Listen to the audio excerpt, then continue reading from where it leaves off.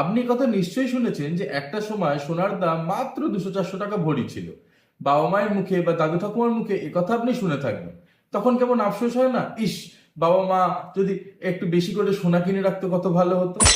আসলে ব্যাপারটা চিরন্তন। আজকে আপনি ভাবছেন, কালকে আপনার পরবর্তী প্রজন্মও ভাববে, ইস, তখন সোনার দাম মাত্র 1.5 লক্ষ টাকা ছিল, বাবা মা যদি একটু বেশি করে কিনে রাখতো। আসলে সোনা বরাবরই মূল্যবান। গতকালও ছিল, আজও আছে, আগামী দিনেও থাকবে। নমস্কার, এটা আমাদের অপরচুনিটি সিরিজের ভিডিও।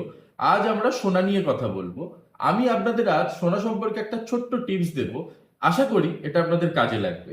আপনার এবং আপনার ভবিষ্যৎ প্রজন্মকে আশা করি সোনা নিয়ে আর আফসোস করতে হবে না। আমরা প্রত্যেকেই জানি, ব্যাংক এবং বিভিন্ন এনবিএফসি সোনার বদলে লোন দিয়ে থাকে।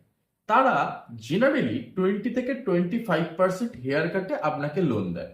অর্থাৎ আপনি যদি 1 লক্ষ টাকা সোনা জমা রাখেন, তাহলে 75 থেকে 80 হাজার টাকা আপনি লোন পেতে পারেন। এবার ধরুন আপনি সেই দিন সোনা নিয়ে ব্যাংকে গেলেন যেদিনকে সোনার বাজারে সর্বোচ্চ মূল্য চলছে।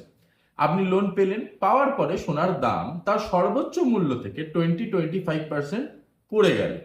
তাহলে কি আপনি সেই লোন নেওয়া অ্যামাউন্ট ফেরত দিয়ে আপনার সোনা ফেরত নিতে যাবেন? নিশ্চয়ই নয়। কারণ আজকে আপনার ওই জমা দেওয়া সোনার মূল্য আপনার লোন নেওয়া সোনার মূল্যের থেকে কম।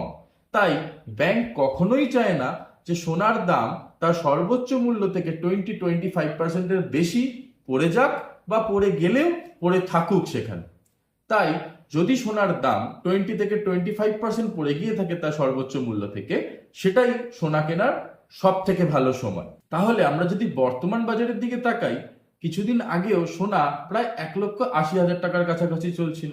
আজকে সোনার দাম 1,45,000 টাকার কাছাকাছি। অর্থাৎ সোনা তার সর্বোচ্চ মূল্য থেকে প্রায় 20% নিচে নেমে এসেছে।